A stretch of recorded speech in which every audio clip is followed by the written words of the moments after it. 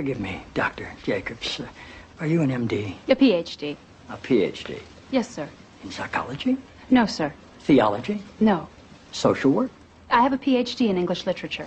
I'm asking because on your show people call in for advice and you go by the name Dr. Jacobs on your show, and I didn't know if maybe your listeners were confused by that and assumed you had advanced training in psychology, theology, or healthcare. I don't believe they are confused, no, sir. Good.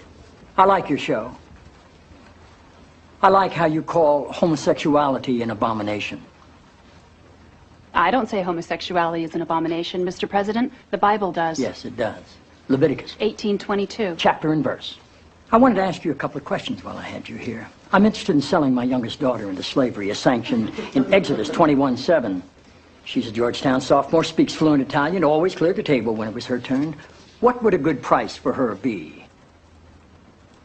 While thinking about that, can I ask another? My chief of staff, Leo McGarry, insists on working on the Sabbath. Exodus 35:2 clearly says he should be put to death. Am I morally obligated to kill him myself, or is it okay to call the police? Here's one that's really important, because we've got a lot of sports fans in this town. Touching the skin of a dead pig makes one unclean, Leviticus 11:7. If they promise to wear gloves, can the Washington Redskins still play football? Can Notre Dame? Can West Point?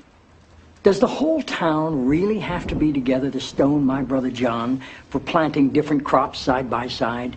Can I burn my mother in a small family gathering for wearing garments made from two different threads? Think about those questions, would you? One last thing. While you may be mistaking this for your monthly meeting of the ignorant tight-ass club, in this building when the president stands, nobody sits.